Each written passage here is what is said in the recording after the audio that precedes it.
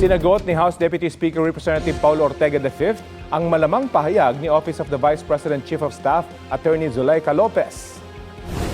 Good morning, everyone. Good morning. Prepare for Typhoon Inday. Maganda rin sila kasi usually pag bagyo wala sila. Kaya baka maganda rin po sila. Nakahanda naman po kami lahat. Mag-ready lang tayo. Para sa bagyo ha, hindi dun sa impeachment. Nangyari yan matapos pumunta ni Lopez sa Senado kahapon na ayon sa Senate Secretary ay para sa administrative matters. Isa si Lopez sa mga gustong paharapin ng prosecution team sa impeachment trial ni Vice President Sara Duterte sa susunod na linggo. Ayon kay impeachment court spokesperson Attorney Regine Tongol, naisilbi na ang sabina kay Lopez. Nakasad dito ang fail not na ibig sabihin ay mahigpit ang utos sa kanya na dumalo. Nanawagan si Vice President Sara Duterte sa pamahalaan na tigilan ang anyay pamumulitika. Itigil na muna natin yung pamumulitika at pananawagan nila ng transparency and accountability, pero ang totoong pakay nila ay ang kanilang mga sariling political interest. Sabi ng bise, dapat ang kaayusan, kapayapaan at kaunlaran ng bansa ang tutukan ng pamahalaan. Matagal na raw itong hinihintay ng mga Pilipino.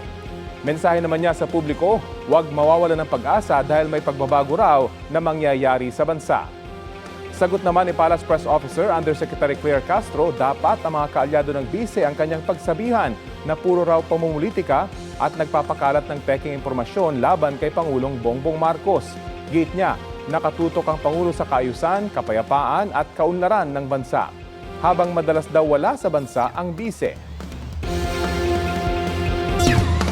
Hindi muna itutuloy ng Department of Education ang National Safe Schools and Summit and Safety Drill ngayong araw dahil sa masamang panahon. Sa Senado naman, isinusulong ang isang panukalang layong tugunan ng dumaraming insidente ng karahasan sa mga paaralan. Balita hatid ni Ian Cruz.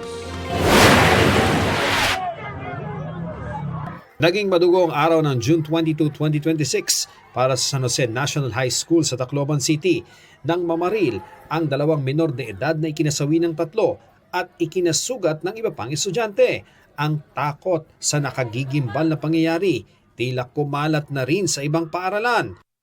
Sa Barotac, Nuevo Iloilo, nakuhanan ng baril sa loob ng paaralan ang isang grade 10 student. Sugatan naman ang dalawang 16-year-old na estudyante matapos saksakin ng 17-year-old na kaklase sa loob ng kanilang paaralan sa Zamboanga City. Maya't maya rin ang natatanggap ng mga ulat ng pagbabanta na may mga estudyanteng may plano umanong manakit, mamaril at iba pang pagbabanta. Sa Senado, isinusulong ngayon ang panukalang School Safety Act para maiwasan ang karahasan sa mga paaralan. These are 12 incidents in 20 days. Ito po ba'y nangyayari talaga even before hindi lang nababalita or ngayon lang siya nababalita o dahil sa nangyari sa Tacloban ay dumami yung ganong klaseng insidente? Mr. Chair, even before meron na po tayong mga reports on this kind of incidents. However, observation po namin after the Tacloban, mas lalong dumami. I think majority of that which really concern DepEd are the threats. Yung bomb threat at saka yung shooting threats. Ayon sa Department of Education, sabi daw ng PNP na maaaring ang napapanood at nababasang mga karahasan na kokopya ng ibang estudyante sa iba't ibang lugar o ang tinatawag na copycat phenomenon. So, nagiging mas curious sila, especially knowing the stories about the story behind the Tacloban incident. So, ito po yung isang bagay na gusto naming tignan at matulungan ang DepEd on how do we prevent this kind of phenomenon, yung copycat phenomenon. So I think the more that the stories are really being exposed in social media, the more that they become curious. Kadalasang naririnig na kwento, merong binubuli at nambubuli.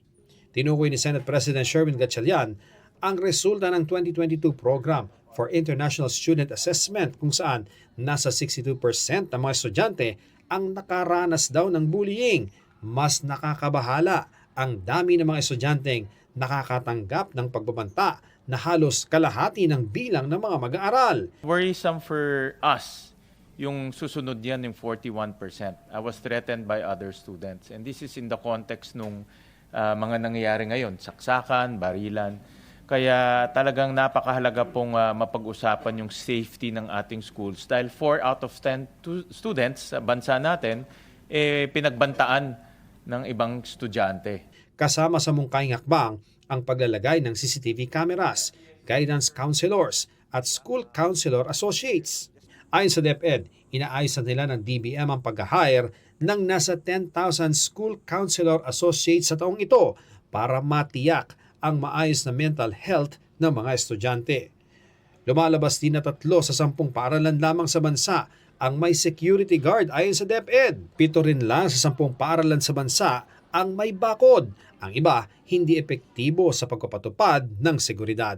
Bahagi na ng ginagawa ng DepEd para bigyan ng seguridad ang mga estudyante sa paaralan ang pagsasagawa ng regular na fire at earthquake drill. Pero kasunod ng serye ng mga karahasan sa paaralan, sisimula na rin ng kagawaran ang pagsasagawa ng active shooting drill. Ian Cruz nagbabalita para sa GMA News. Nagdire-diretso ang multipurpose vehicle na yan hanggang bumangga sa isang poste sa Center Island ng Villamil Bridge sa Calasiao, Pangasinan. Tumama rin ang sasakyan sa malaking flower pot sa kalsada. Sugatan ang driver ng MPV. Dinala siya sa ospital at nasa maayos ng kondisyon. Ayon sa pulisya, hindi napansin ng driver na nasa Center Island na siya habang sinusundan ang isang navigational application. Inako naman ng driver ang pagpapagawa sa mga nasirang estruktura. Walang ibang nadamay sa insidente. Patay ang isang lalaki matapos hampasin ng bote at saksakin ang 2 niyang kainuman sa Antipolo, Rizal. Sumuko ang 2 suspect. Balitang hatid ni Gabriel Gonzalez. Patay ang 42 anyos na nagtitinda ng sampagita matapos siyang saksakin at paluin sa ulo gamit ang bote ng alak sa barangay Santa Cruz, Antipolo City. Ang mga suspect ang 2 kainuman ng biktima nitong linggo. Ayon sa mga nakasaksi, nagkakasiyahan ng biktima at 2 suspect nang bigla silang magtalo na nauwi sa krimen. May tumawag po sa amin na meron nga daw pong stabbing incident dun sa Sitio Gumamela Phase 5. Pagdating po namin dun, talagang no pulse, no breathing na po talaga yung pasyente. Batay sa mga nakakita sa insidente, dito po mismo hinampas ng bote sa ulo at sinaksak ang biktima. Nadatnan na lang ng mga responder na nakatihaya na at duguan ang biktima dito sa aking kinatatayuan. Yung mga sumaksak nakita pa raw na nagtago doon sa sapa malapit dito sa lugar. Sumuko sa pulisya ang mga sospek kalaunan. Base sa pahayag nila sa mga pulis, may sinabi raw ang biktima na hindi nila nagustuhan. Sinuntok din umano ng biktima ang isa sa mga sospek, kaya dumampot siya ng bote ng alak at ipinalo sa ulo ng biktima. Ang isa pang kainuman, inundayan naman ng saksak ang biktima. Labis daw nila itong pinagsisisihan. Kasi po, binastos po yung ano niya po yung asawa niya po, yung kapatid ko po. Kaya nagkagalo. Ako po nagdadalamhati po sa kanila na gano'n po ang nangyari sa kanilang asawa o humingi po ako ng tawad sa kanila. Ang asawa ng biktima na isa ring sampagita vendor, labis-labis na nagdadalamhati. Mabait po niya sa akin, sa mga anak ko. Siya po yung gumagawa po sa bahay. Alam niya po na hirap na rin ako magtinda, malayo. May edad na po ako. Awang-awa po ako sa kanya. Nakakulong ang mga sospek sa Antipolo Police Community Precinct 2 at maharap sa reklamong homicide. Dahil sa insidente, lalong maghihigpit ang barangay sa pagpapatupad ng mga ordinansa. Hanggang alas 10 lang po at kung maaari, alas 9 in the evening, end na ang alak, end na ang kasiyahan. Gabriel Gonzalez, nagbabalita para sa GMA News. 4 ang patay sa engkwentro ng isang armadong grupo at mga otoridad sa Banisilan, Cotabato. Ayon sa Banisilan Municipal of Police, isisilbisanan nitong Miyerkules ang arrest warrant sa grupo ni Medalla Sultan Tidong alias Commander Tanda. Doon na umano na marilang grupo at saka tumakas. Pero nagkaengkwentro ulit sila kinabukasan at napas lang ang ilang membro ng grupo. Patuloy na tinutugis ang iba pang miyembro ng grupo. Ang grupo ay kabilang umano sa support network ng Dawla Islamiyah Hasan Group na pinaniniwalaang kumukuha ng pondo mula sa iligal na droga at iba pang gawaing kriminal. Arestado ang isang guro sa drug buy-bust operation sa Barangay Santa Cruz sa Ballesteros, Cagayan. Na-recover sa suspect ang isang sachet ng hinihinalang shabu na nagkakahalaga ng 34,000 piso at buy-bust money.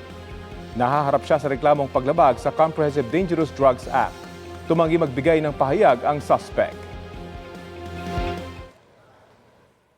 Pumanaw sa edad na 75 ang Grammy-nominated artist na si Bonnie Tyler.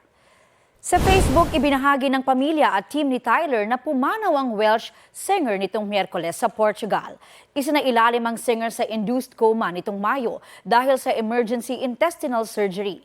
Nakilala si Tyler dahil sa kanyang husky voice at pinasikat ng mga awiting Total Eclipse of the Heart at It's a Heartache.